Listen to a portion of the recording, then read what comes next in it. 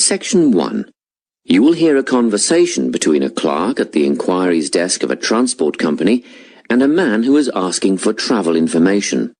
First, you have some time to look at questions 1 to 5.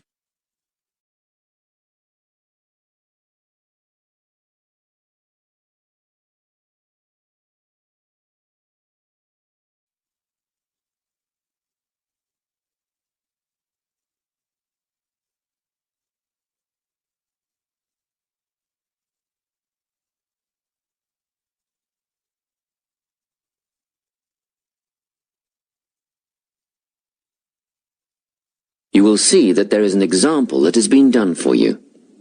On this occasion only, the conversation relating to this will be played first. Good morning, Travel Link. How can I help you? Good morning. I live in Bayswater and I'd like to get to Harbour City tomorrow before 11 a.m. Well, to get to Bayswater... No, I live in Bayswater. My destination is Harbour City. Oh, sorry, right. So that's Bayswater to Harbour City. Are you planning to travel by bus or train? The man wants to go to Harbour City, so Harbour City has been written in the space. Now we shall begin.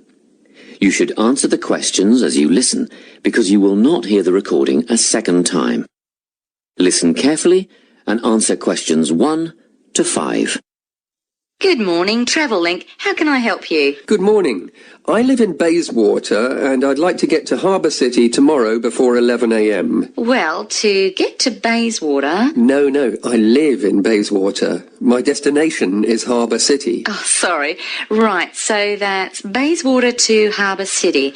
Are you planning to travel by bus or train? I don't mind, really. Whichever option is faster, I suppose. Well, if you catch a railway express, that'll get you there in under an hour.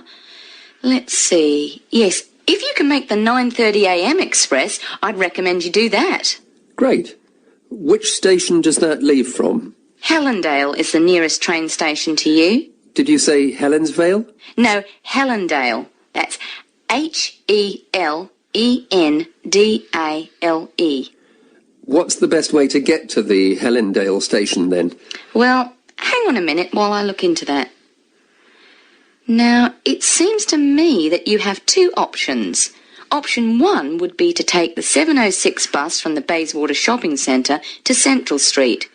When you get there, you transfer to another bus which will take you to the station. Or the second option, if you don't mind walking a couple of kilometres, is to go directly to Central Street and get straight on the bus going to the train station. OK, which bus is that? The 792 will take you to the station. I guess the walk will be good for me, so that might be the better option. What time do I catch the 792? There are two buses that should get you to the station on time, one just before 9 o'clock and one just after. But look, at that time of the morning, it might be better to take the earlier one, just in case there's a traffic jam or something. The 8:55 is probably safer than the 9:05. Yeah, I don't want to miss the train, so I'll be sure to get on the 5 to 9 bus. Before you hear the rest of the conversation, you have some time to look at questions 6 to 10.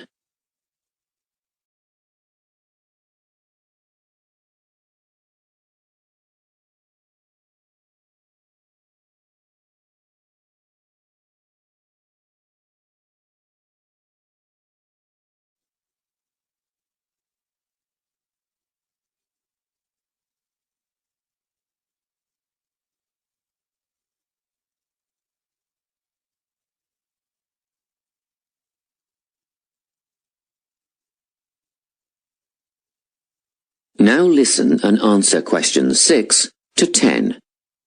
By the way, how much will I have to pay in fares? Well, you can get a ticket on the bus for $1.80 cash, and you'll need $10 each way for the train. Wait, do you have a Travel Link card? No, but I can get one before tomorrow. OK, well, that'll make it considerably cheaper then.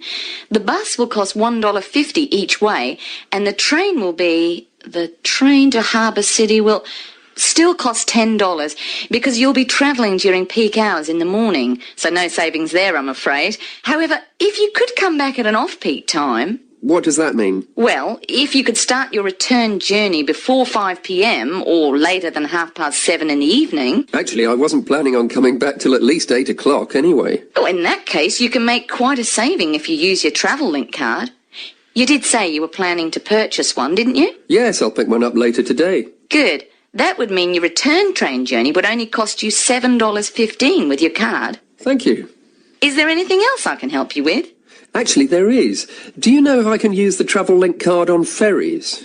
If you're thinking of the Harbour City ferries that go back and forth between the North and South Bank, those are the commuter ferries, then yes. A one-way trip costs $4.50, but with your card you'd make a 20% saving and only pay $3.55. So $3.55 for the commuter ferry. What about the tour boats? You mean the tourist ferries that go upriver on sightseeing tours? No, they only take cash or credit card. They're not part of the Travel Link company. Oh, I see. I don't suppose you know the cost of a tour? In actual fact, I do, because I took a friend on the trip upriver just last week. We decided on the afternoon tour, and that was $35 each, but I understand that you can do the whole day for $65. Thank you. You've been a great help. My pleasure. Enjoy your day out. That is the end of section 1. You now have half a minute to check your answers.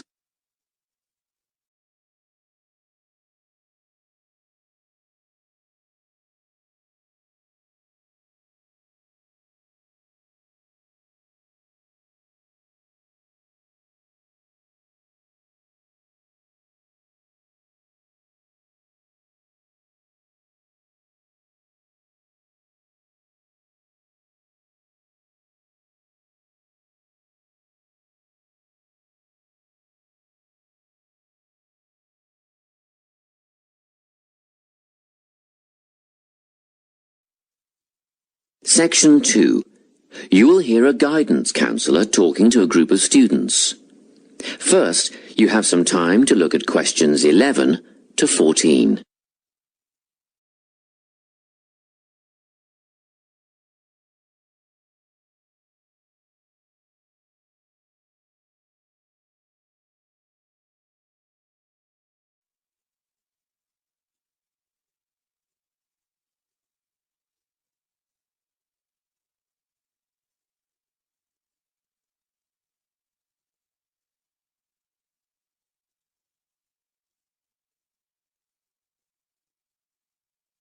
Listen carefully and answer questions 11 to 14. Hello everyone. I'm the Counselling Administrator here at St Ives College, and I've been asked to come and talk to you about our counselling team and the services that we offer. We have 3 professional counsellors here at St Ives: Louise Bagshaw, Tony Denby and Naomi Flynn. They each hold daily one-on-one sessions with students, but which counsellor you see will depend on a number of factors. If you've never used a counsellor before, then you should make an appointment with Naomi Flynn. Naomi specialises in seeing new students and offers a preliminary session where she will talk to you about what you can expect from counselling, followed by some simple questions about what you would like to discuss. This can be really helpful for students who are feeling a bit worried about the counselling process. Naomi is also the best option for students who can only see a counsellor outside office hours. She is not in on Mondays, but starts early on Wednesday mornings and works late on Thursday evenings, so you can see her before your first class or after your last class on those days. Louise staffs our drop-in centre throughout the day. If you need to see someone without a prior appointment, then she is the one to visit. Please note that if you use this service, then Louise will either see you herself or place you with the next available counsellor. If you want to be sure to see the same counsellor on each visit, then we strongly recommend you make an appointment ahead of time. You can do this at reception during office hours or by using our online booking form.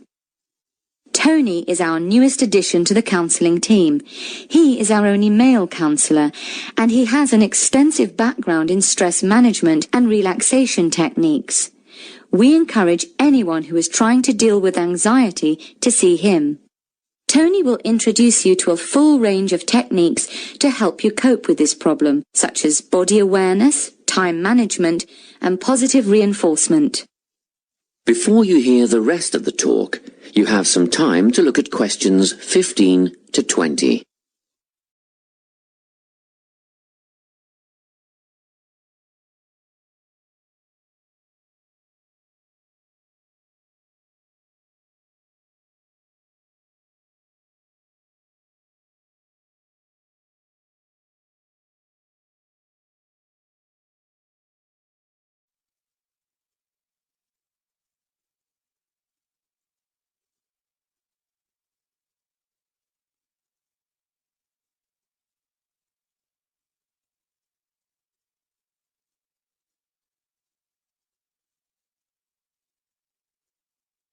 Now listen and answer questions 15 to 20. Each semester, the counselling team runs a number of small group workshops. These last for 2 hours and are free to all enrolled students. Our first workshop is called Adjusting. We've found that tertiary education can come as a big shock for some people. After the structured learning environment of school, it is easy to feel lost. In this workshop, we will introduce you to what is necessary for academic success. As you might expect, we're targeting first-year students with this offering. Getting organised follows on from the first workshop. Here, we're going to help you break the habit of putting things off, get the most out of your time, and discover the right balance between academic and recreational activities. With Getting Organised, we're catering to a broader crowd, which includes all undergraduates and postgraduates. Next up is a workshop called Communicating. The way people interact here may be quite different to what you're used to, especially if you've come from abroad. We'll cover an area that many foreign students struggle with, how to talk with teachers and other staff. We'll cover all aspects of multicultural communication. International students tend to get a lot out of this class, so we particularly encourage you to come along. But I must say that sometimes students from a local background find it helpful too, so everyone is welcome. The anxiety workshop is held later on in the year and deals with something you will all be familiar with, the nerves and anxiety that come when exams are approaching. Many students go through their entire academic careers suffering like this, but you don't have to. Come to this workshop and we'll teach you all about relaxation and how to breathe properly, as well as meditation and other strategies to remain calm. We've tailored this workshop to anyone who is going to sit exams. Finally, we have the motivation workshop. The big topic here is how to stay on target and motivated during long-term research projects. This workshop is strictly for research students, as less advanced students already have several workshops catering to their needs. Well, that's it. Thanks for your time. If you have any questions or want more information about our services, do come and see us at the counselling service. That is the end of section 2. You now have half a minute to check your answers.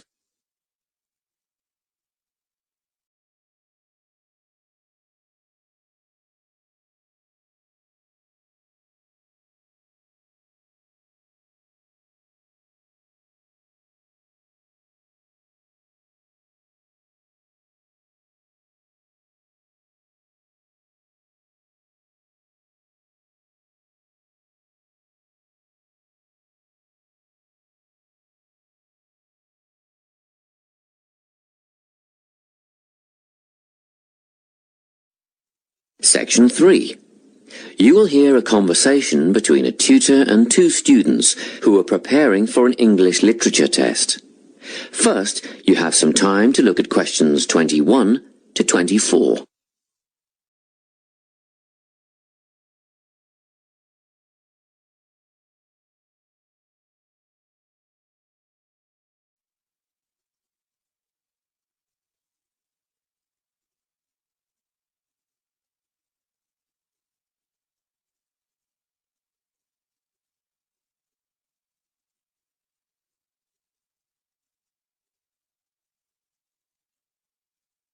Listen carefully and answer questions 21 to 24. Hello, Lorna, Ian. Glad you could make it. You're the only two who put your names down for this literature tutorial, so let's get started, shall we? I want to run over some aspects of the novel The Secret Garden with you before the test next week. Be sure to take some notes and ask questions if you need to. Hey, Lorna, have you got a spare pen? Sure, here you are. Okay, so the story follows two key characters. You should refer to them as protagonists, who go by the names of Mary Lennox and Colin Craven. The story is set shortly after the turn of the 20th century, and the narrative tracks the development of the protagonists as they learn to overcome their own personal troubles together. That's quite a common storyline, isn't it? Yes, you're right, Lorna. So what can you tell me about the character of Mary? Well, in the beginning, she is an angry, rude child who was orphaned after a cholera outbreak and forced to leave India and move to the United Kingdom to her uncle's house in Yorkshire. That's right. And there she meets Colin, who spends his days in an isolated room, believing himself to be permanently crippled, with no hope of ever gaining the ability to walk. The two strike up a friendship, and gradually learn, by encouraging each other, that they can both become healthy, happy, and fulfilled in life. Will we need to remember a lot of these details for the exam? Just the basic outline. Examiners don't want to read a plot summary. They know what the book is about. Focus on narrative techniques instead, such as point of view. What's that mean? It's all about how we see the story. This story, for example, is written from the perspective of what is called an omniscient narrator. Omniscient means all-knowing. So, as readers, we get to see how all the characters feel about things, what they like and don't like, and what their motivations are in the story. Before you hear the rest of the conversation, you have some time to look at questions 25 to 30.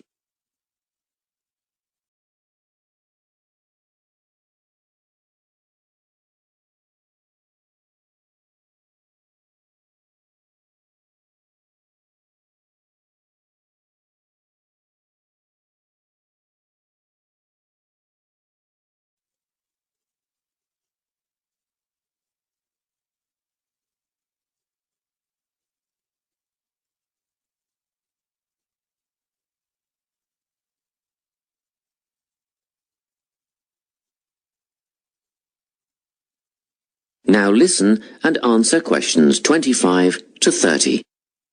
Won't it be hard to write a technical analysis? After all, it's a kid's book. Well, it was initially pitched at adults, you know. But over the years it has become seen as a more youth-orientated work.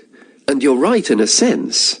The simple vocabulary and absence of foreshadowing make the story very easy to follow and ideally suited for children.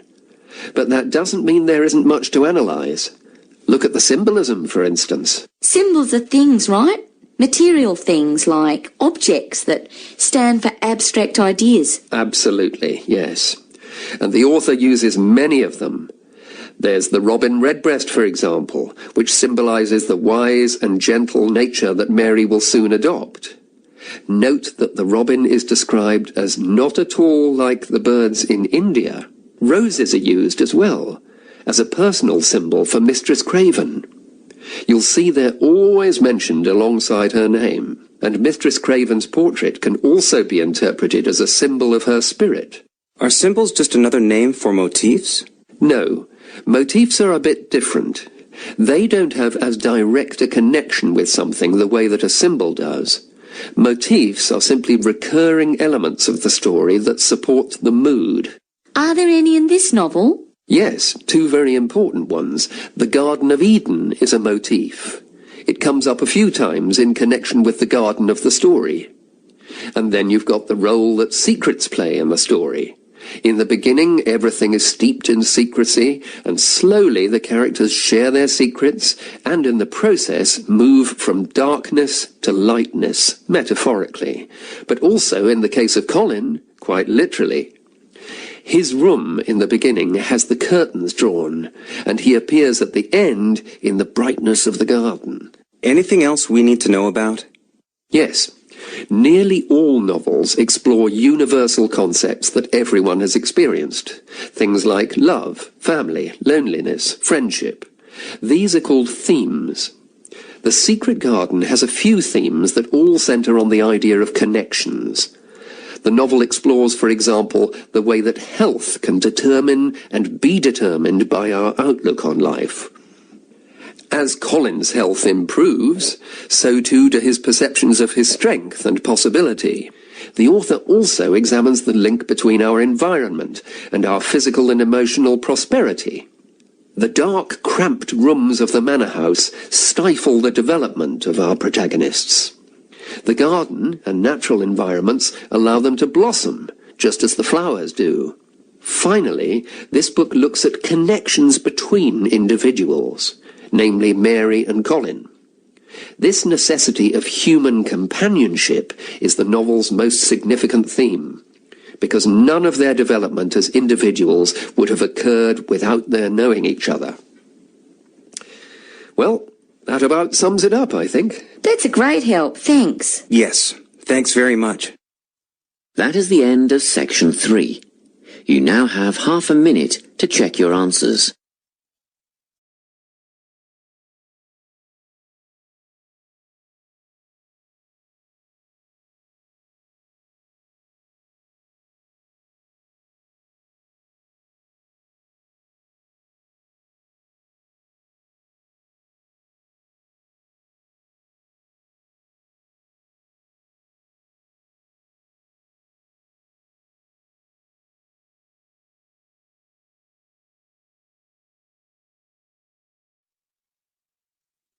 Section 4.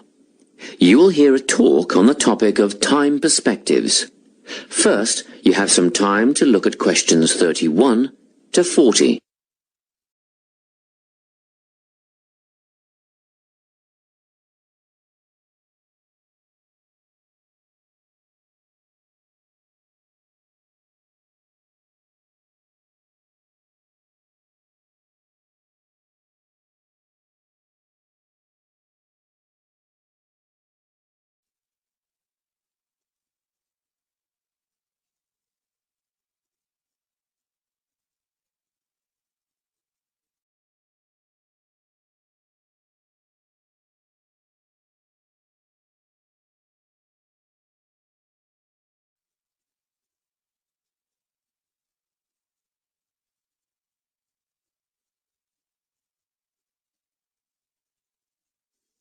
Listen carefully and answer questions 31 to 40.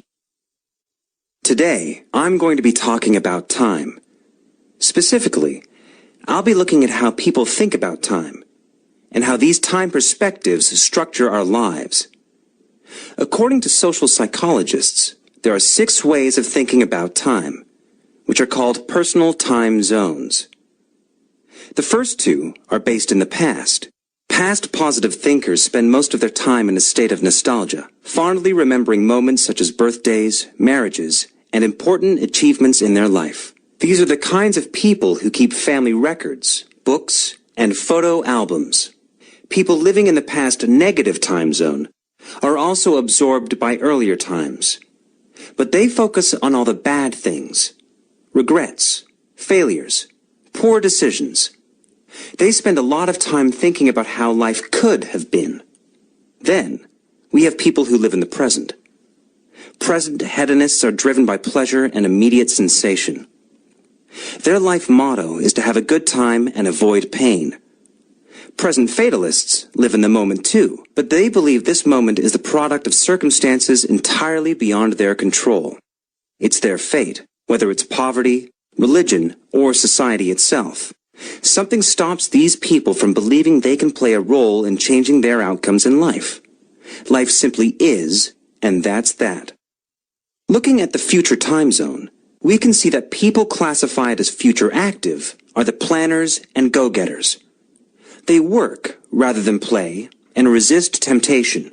Decisions are made based on potential consequences, not on the experience itself. A second future-orientated perspective, future fatalistic, is driven by the certainty of life after death and some kind of a judgment day when they will be assessed on how virtuously they have lived and what success they have had in their lives. Okay, let's move on.